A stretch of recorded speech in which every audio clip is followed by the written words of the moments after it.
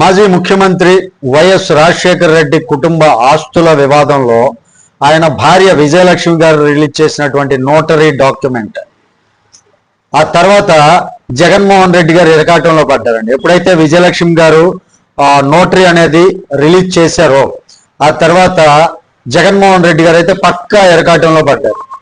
ఇది సాధారణ రాజకీయ విషయం అయితే కాదండి.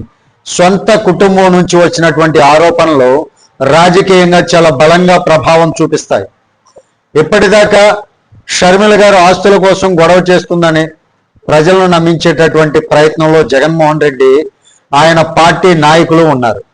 అయితే ఇప్పుడు విజయలక్ష్మి గారు వైఎస్ రాజశేఖర రెడ్డి సంపాదించినటువంటి ఆస్తుల పంపకాలు జరగలేదని, రాజశేఖర రెడ్డి గారు బతికున్నప్పుడు తన మనవలు మనవరాళ్లకు అంటే జగన్ పిల్లలు మరియు షర్మిల గారి పిల్లలకు ఈ నలుగురు కూడా సమంగా ఆస్తులు పంచాలని ఆదేశించారు అని చెప్పి లేఖ విడుదల చేశారండి విజయలక్ష్మి గారు. ఇప్పుడే స్టోరీ మొత్తం టర్న్ అయింది. ఇప్పటి వరకు వినిపించినటువంటి నేరేటివ్ ఒక్కసారిగా మారిపోయిందని చెప్పొచ్చు. వైఎస్ విజయమ్మ గారు చెప్పింది ఈ ఒక్క విషయం రాజకీయంగా భారీ డిబేట్కి కారణమైందండి. జగన్మోహన్ రెడ్డి షర్మిల ఆమె పిల్లలకు అన్యాయం చేస్తున్నాడు అని విజయమ్మ గారు ఆరోపించారు. దీంతో వైఎస్ఆర్ కాంగ్రెస్ పార్టీ ఆత్మరక్షణలో పడిపోయిందని చెప్పొచ్చు అండి. ఎందుకంటే ఇప్పటి వరకు జగన్మోహన్ రెడ్డి గారు చేస్తున్నటువంటి ప్రచారం ఏంటి? షర్మిల తన ఆస్తి పంపకాల కోసం నాటకం ఆడుతుంది, షర్మిల అబద్ధం చెప్తుంది అని జగన్మోహన్ రెడ్డి ఆయన పార్టీ వాళ్ళు ప్రచారం చేస్తూ ఉన్నారు. కానీ ఇప్పుడు సాక్షాత్ రాజశేఖర్ రెడ్డి గారి భార్య అయినటువంటి విజయమ్మ గారు ఏదైతే నోటరీలో చెప్పినటువంటి విషయం ఉందో ఆ విషయంతో పార్టీ క్యాడర్ కూడా జగన్మోహన్ రెడ్డి గారితో పాటు వైఎస్ఆర్ కాంగ్రెస్ పార్టీ ఆత్మరక్షణలో పడిపోయిందండి. వాస్తవానికి రాజకీయాల్లో ఒక విషయం గుర్తుంచుకోవాలి ప్రతి ఒక్కరిలోనూ. డిఫెన్స్ మోడ్లోకి వెళ్ళినటువంటి పార్టీ అంటే అక్కడ ఇష్యూ బలంగా ఉంది అని అర్థం అన్నమాట. వాస్తవానికి షర్మిలకు రావాల్సినటువంటి ఆస్తుల వ్యవహారంలో జగన్ రెడ్డి ఆయన భార్య భారతిరెడ్డి ఇద్దరు కూడా షర్మిలకు అన్యాయం చేస్తున్నారు అని ఒక అభిప్రాయం ఏర్పడుతుందండి జనాల్లో కూడా. ఇప్పటిదాకా షర్మిల గారు సునీత వీళ్ళిద్దరూ బయటికి వచ్చి జగన్ మీద పోరాటం చేస్తున్నారు, అది అందరికీ తెలిసిందే.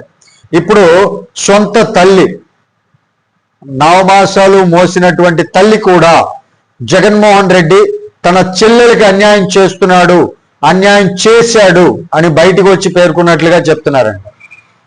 ఒక తల్లి తన కొడుకు మీద ఇలా మాట్లాడటం అంటే ప్రజల్లో ఉన్నటువంటి భావాన్ని, ప్రజల్లో ఉన్నటువంటి జగన్మోహన్ రెడ్డి మీద ఒక రకమైనటువంటి అభిప్రాయాన్ని పూర్తిగా మార్చేస్తుంది. వివేకానంద రెడ్డి గారి హత్య విషయంలో దర్యాప్తు సంస్థల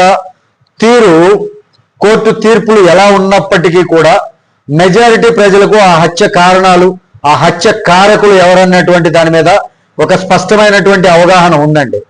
అయితే ఇక్కడ ఒక విషయం క్లియర్గా మాట్లాడుకోవాలి, క్లియర్ చేయాల్సినటువంటి విషయం ఉంది అందరికీ. ఈ కేసు కోర్టుల్లో ఉంది, దర్యాప్తు కొనసాగుతుంది. కాబట్టి అధికారికంగా తేలనటువంటి విషయాలను ప్రజలు తమ అభిప్రాయాలతో కలిపి చూస్తున్నారండి.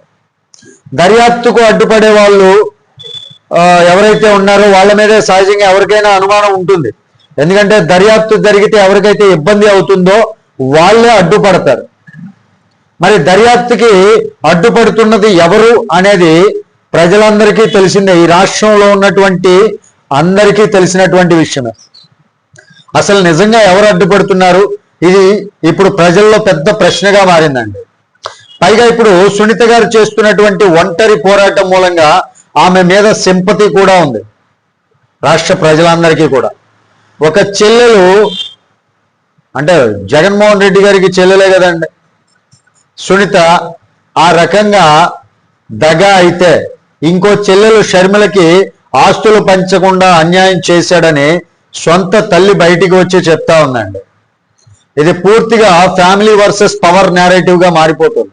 షర్మిలకు ఆస్తులు పంచడం జగన్కి ఇష్టం లేదనేటటువంటి విషయం ప్రజలందరూ కూడా తెలుసుకున్నారు. ఆస్తుల గొడవలో తల్లి అసలు నిజం చెప్పిన తర్వాత జగన్ దంపతుల ఆస్తి కోసం సొంత కుటుంబ సభ్యులను కూడా దూరం పెట్టారు అన్నటువంటి విషయం వైసీపీని అభిమానించే వాళ్ళకి కూడా స్పష్టంగా తెలిసిపోయింది. అంటే ఇప్పటి వరకు తెలుగుదేశం పార్టీ వాళ్ళు ఏం చెప్తున్నారు? సొంత చెల్లిని తల్లినే బయటికి నెట్టేశారు, ఆయన సొంత చెల్లికి ఆస్తులు పంచకుండా అవమానిస్తున్నారు, గెంటేశారు అన్నట్లుగా ప్రచారం జరుగుతుంది అన్నట్లు క్రియేట్ చేశారు.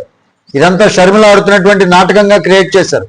కానీ ఇప్పుడు ఎప్పుడైతే విజయమ్మ గారు కూడా, జగన్మోహన్ రెడ్డి గారికి కన్న తల్లి అయినటువంటి విజయమ్మ గారు కూడా వచ్చి నోటరీ రూపంలో సొంత అన్న తన చెల్లెలకు అన్యాయం చేస్తున్నాడు అని చెప్పిన తర్వాత వైసీపీ పార్టీ అందరికీ, నాయకులందరికీ కూడా స్పష్టంగా తెలిసిపోయిందండి. అయితే అభిమానులు బయటకు చెప్పకపోయినా కూడా లోపల ఈ విషయం చర్చ అయితే జరుగుతూనే ఉంటుంది. నిన్నటి వరకు విజయలక్ష్మిని పొగిడినటువంటి వైసీపీ నోళ్లు ఇప్పుడు తిట్టడం మొదలుపెట్టినాయండి. వైఎస్ఆర్ కాంగ్రెస్ పార్టీ నాయకులు విజయమ్మ గారికి శుద్ధులు కూడా చెప్తున్నారు. రాజకీయాల్లో శాశ్వత స్నేహితులు, శాశ్వత శత్రువులు ఉండరు. ఇది దానికి క్లాసిక్ ఉదాహరణ. కుటుంబ గొడవలు, ఆస్తుల గొడవలు ఇలాంటివన్నీ 4 గోడల మధ్య తేల్చుకోవాల్సినటువంటి అంశం. కుటుంబాల్లోనూ తేల్చుకోవాలి, 4 గోడల మధ్య వాళ్ళ కుటుంబ పెద్దల మధ్య తేల్చుకోవాలి. కానీ బయటికి రోడ్డు ఎక్కటం అనేది ఎంతవరకు సమంజసం అని వైసీపీ నేతలు ఆవిడకి సూక్తులు చెప్తా ఉన్నారండి. బూతులతో కూడా రెచ్చిపోతూ ఉన్నారు కొంతమంది. కానీ అదే సమయంలో ప్రజలు అడుగుతున్నటువంటి ప్రశ్న ఏంటంటే, న్యాయం జరగకపోతే, ఇప్పటి వరకు సైలెంట్ గా ఉన్నటువంటి వాళ్ళు తమకు జరగాల్సినటువంటి న్యాయం జరగకపోతే బయటికి రాకూడదా అండి?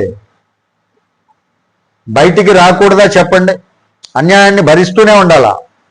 రాచమల్లి శివప్రసాద్ లాంటి వాళ్ళంతా ఓ పక్క ఇలా నీతులు చెప్తూనే మరోవైపు ఆవిడ మీద విమర్శలు చేస్తున్నారండి, వ్యక్తిగత విమర్శలు చేస్తున్నారు. ఇది ఇప్పుడు ఇష్యూ నుండి పర్సనల్ అటాక్ కి మారినటువంటి సంకేతంగా కనబడుతుంది. సోషల్ మీడియాలో అయితే పాపం ఆమెను దారుణంగా దూషిస్తూ పోస్టులు పెడుతున్నారండి, బూతులు కూడా తిడుతున్నారండి. ఇలాంటి రాజకీయ సంస్కృతి నిజంగా మన సమాజానికి అవసరమా? దీనిపైన మీ విలువైనటువంటి అభిప్రాయాన్ని కామెంట్ రూపంలో తెలియజేయండి. సాక్షి మీడియాలో విచిత్రంగా విజయమ్మ గారి లెటర్ ప్రచురించడంపై